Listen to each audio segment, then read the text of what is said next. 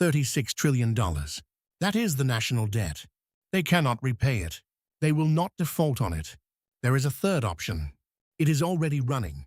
You are already paying for it. The United States government now owes more than 7 times its annual revenue. Total federal income in 2024 was approximately $4.9 trillion. The debt stands at $36 trillion. This is not a problem that can be solved by collecting more taxes. Even doubling every tax rate would not close this gap. In fiscal year 2024, interest payments alone crossed $1 trillion. For the first time in American history, servicing the debt costs more than the entire defense budget, more than every aircraft carrier, submarine, and soldier combined. The debt-to-GDP ratio has crossed 120%. That is the highest since World War II. Do you know what your savings actually earned last year after inflation? If this pattern is starting to make sense, hit subscribe. I am going to show you exactly how this mechanism works. Most people assume there are 2 ways out of government debt this large. Option 1 is to grow out of it, generate enough economic expansion that the debt becomes manageable relative to GDP. That requires sustained growth faster than the debt itself. With projections heading toward $50 trillion by 2034, that door is mathematically closed. Option 2 is to default. The United States could simply announce it will not honor its obligations. Treasury bonds held by pension funds and foreign governments would become worthless overnight. The global financial system would collapse within days. That option has never been on the table. It never will be. That leaves option 3, inflation. Not as a side effect of bad policy, not as something officials are trying to defeat. Inflation as a deliberate mechanism for reducing debt. If you owe $36 trillion today, and you inflate the currency by 5% annually for 2 decades, your debt shrinks in real terms. You repay it with dollars that buy less. The people holding those dollars absorb the cost. I sat at a desk for 6 years building debt sustainability models, projections, scenarios, stress tests. Every model I ran had the same structural problem. The only input that made the math work was sustained inflation running above the interest rate on the debt. I kept checking for errors. The math never changed. What if the goal was never to pay off the debt? The dollar has lost over 96% of its purchasing power since the Federal Reserve was created in 1913. $1 from that year had the buying power of roughly $32 today. This is not hidden information. It is published Federal Reserve data. The erosion has been constant, structural, and accelerating in recent decades. Right now, at this moment, the mechanism is running. Your cash holdings are becoming worth less each month. Your savings account earns interest below the real inflation rate. The government debt becomes cheaper to service in real terms. You become poorer in purchasing power while their obligations shrink. Have you ever wondered why prices keep rising while officials say inflation is under control? The answer is not incompetence. Inflation is the third option. It is the only mathematical option remaining when growth cannot close the gap and default cannot be permitted. You were never supposed to see it clearly enough to ask that question. But you are asking it now, and once you ask it, the pattern becomes impossible to unsee, because this is not the first time. After World War II, the United States faced a debt crisis nearly identical to today. In 1946, the debt-to-GDP ratio stood at 119%. The country had financed an existential war with borrowed money. The bill had come due. The question then was the same question we face now. How do you escape debt so large that repayment seems impossible? They found an answer. It took 35 years, and it worked perfectly. I remember the moment I found the research that made it visible. A paper by economists Carmen Reinhardt and Belen Sprancia, published in 2011. The title was The Liquidation of Government Debt. I read it in one sitting at my kitchen table. Then I read it again. The playbook was documented. The numbers were measured. They had already executed it once before. From 1945 to 1980, the United States ran a strategy economists now call financial repression. The mechanism is precise. Keep interest rates artificially low. Allow inflation to run above those rates. The result is a silent wealth transfer from savers to debtors. If you hold cash or bonds, you lose purchasing power each year. If you owe money, your debt becomes lighter in real terms. Did you know the United States already inflated away its war debt? It took 35 years of your grandparents' purchasing power to accomplish it. During this period, real interest rates averaged negative 1.5% annually, according to the Reinhardt and Sprancia study. If you saved money in bonds or bank accounts, you lost real value every single year after accounting for inflation. Meanwhile, government debt shrank from 119% of GDP to approximately 30% by 1980. No default, no headlines, just a steady, invisible transfer of wealth from those who saved to those who owed. If you are seeing what I saw when I found that research, hit like. It helps this reach others. What comes next is the part that made me stop trusting the official numbers. The term financial repression was coined by economists Ronald McKinnon and Edward Shaw in 1973. They named it while it was still running.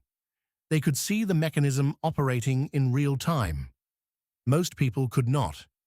The defining feature of financial repression is that it works without legislation. No vote is taken. No tax is passed. The transfer happens through prices, not through politics. What happens to your retirement account when interest rates stay below inflation for an entire generation? On August 15, 1971, President Nixon stood at a White House podium and announced the United States would no longer convert dollars to gold. He called it a temporary measure to protect the dollar. It was not temporary. That announcement severed the last physical constraint on money creation. From that moment forward, the government could create as many dollars as it needed. The only limit became inflation itself, and they had already proven that inflation could be managed slowly enough that most people would never understand what it was doing to them. The purchasing power drain happened month by month, year by year, invisible until you looked at the cumulative numbers across decades. If this playbook worked once without a single headline, why would they not use it again? Today, debt to GDP has crossed 120% once more. Interest payments have exceeded $1 trillion annually. The pattern matches 1946 almost precisely. The difference is scale. The numbers are dramatically larger. The timeline may be compressed, but the mechanism is identical. Financial repression, your purchasing power as the currency of repayment. The playbook is not theoretical. It is historical fact, documented by mainstream economists in peer-reviewed research. And now we need to look at exactly how they measure inflation today, because that is where the mechanism becomes invisible to almost everyone watching. The mechanism becomes invisible because the ruler itself has been changed. The government measures inflation using the Consumer Price Index, but the formula used to calculate that index has been modified repeatedly since 1980. Each modification had the same effect: lower reported inflation. The Bureau of Labor Statistics introduced substitution adjustments. If beef prices rise, the formula assumes consumers switch to chicken. The index tracks the cheaper option. Prices rise, but the measurement does not. They added hedonic adjustments for quality improvements. If a computer costs the same, but runs faster, the formula records a price decrease. Your electricity bill disagrees. Independent economists have reconstructed the original 1980 methodology and applied it to current prices. The results diverge sharply from official figures. Some estimates place true consumer inflation running between 6 and 10% in recent years. The official CPI during the same period showed roughly half that rate. The gap between what you experience and what they report is not random. It is structural. The measuring tool is part of the weapon. Have you compared what $100 bought in 2020 to what it buys today at the same grocery store? If you are still with me, subscribe now. The next section shows exactly how much money was created and where it went. This is the part most financial media refuses to explain clearly. The Federal Reserve balance sheet tells a story that requires no interpretation. In 2007, before the financial crisis, the Fed held approximately $870 billion in assets. By early 2022, that number approached $9 trillion, a tenfold increase in 15 years. Each dollar on that balance sheet was created from nothing. The acceleration during 2020 and 2021 defied historical precedent. Approximately 40% of all United States dollars in existence were created between January 2020 and January 2022. The M2 money supply increased by over $6 trillion in roughly 2 years. Those dollars entered circulation. They chased the same goods and services. Prices responded exactly as basic economics predicts. Do you know what the inflation rate would be right now if it were calculated the way it was in 1980? The answer is uncomfortable. The official numbers show inflation returning toward the Federal Reserve target of 2%. The alternative calculations using original methodology show something closer to 5 or 6%. The difference between those numbers determines whether your savings account is growing or shrinking in real terms.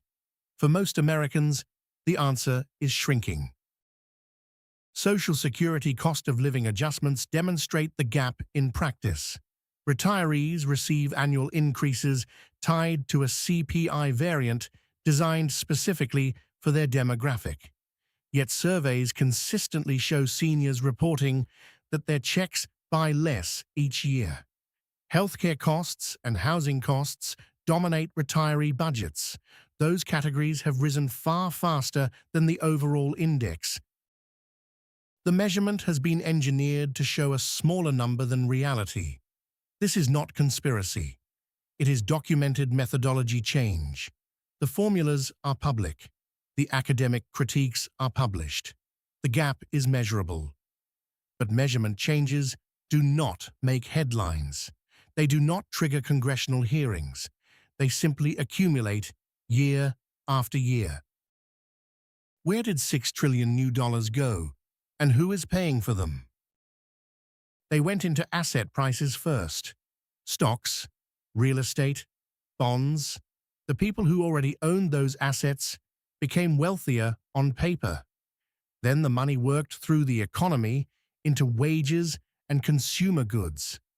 By the time it reached grocery shelves and gas pumps, the asset holders had already captured the gains. The mechanism transferred purchasing power upward before it transferred costs downward. This brings us to the question that matters most. They cannot stop this now, even if they wanted to. The debt is too large. Raising interest rates to truly positive real levels would trigger a sovereign debt spiral. Annual interest payments would consume the entire federal budget within years. The system requires negative real rates to remain solvent. The inflation is not a policy choice anymore. It is a structural necessity. The only question remaining is how much it has already cost you. That is what the final numbers show. The numbers are not projections. They are receipts. The wealth transfer is not something that might happen. It has already happened. The only question is whether you can see it in your own accounts. I sat at my kitchen table last year with a laptop open to two spreadsheets. One showed my retirement account balance over the past decade. The line went up. It looked like progress. The other spreadsheet converted those balances into constant purchasing power dollars. That line went sideways. In some years, it went down. The number on my screen was not my wealth. What that number could buy was my wealth. And that had barely moved. The median home price in 1970 was approximately $23,000. Today, it exceeds $400,000. That is a 17-fold increase. Median household income has not risen 17-fold. It has roughly tripled in nominal terms.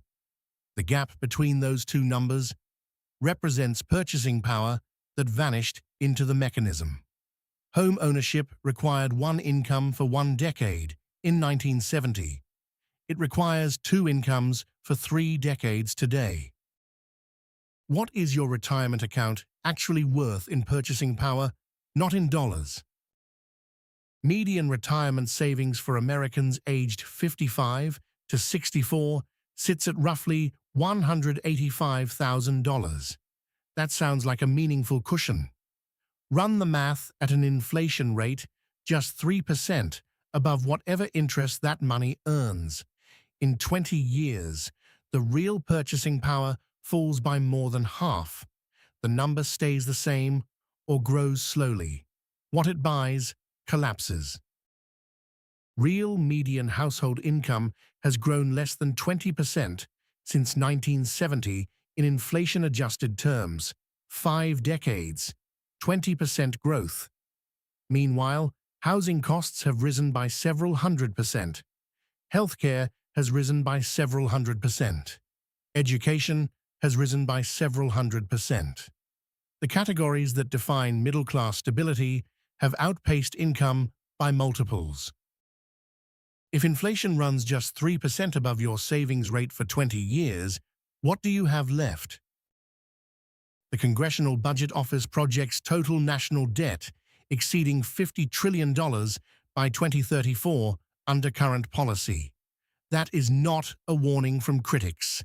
That is the official government estimate.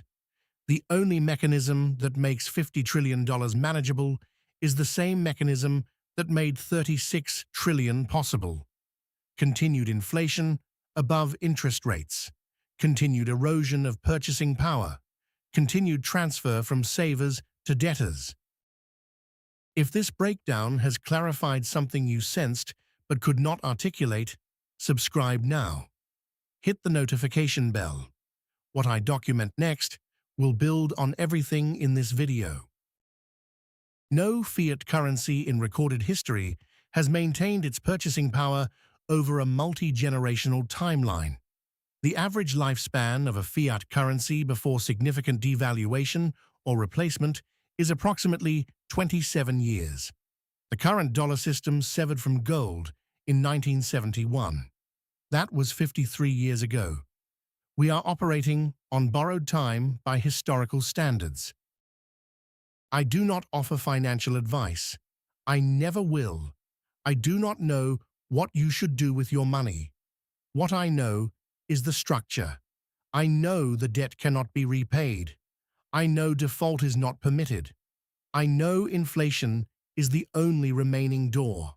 And I know that door leads directly through your savings account. When was the last time you felt like your paycheck was keeping up? The illusion was that rising numbers meant rising wealth. The illusion was that the government was fighting inflation on your behalf. The illusion was that this would be fixed if the right people made the right decisions. There are no decisions left that fix this. There is only the mechanism running as designed. I closed my laptop that night and looked around my kitchen. Everything in that room cost more than it did 5 years ago. Everything will cost more 5 years from now. Not because of supply chains, not because of corporate greed, because the debt requires it, because your purchasing power is the repayment. I do not know what comes next. Nobody does. But I know what is already here.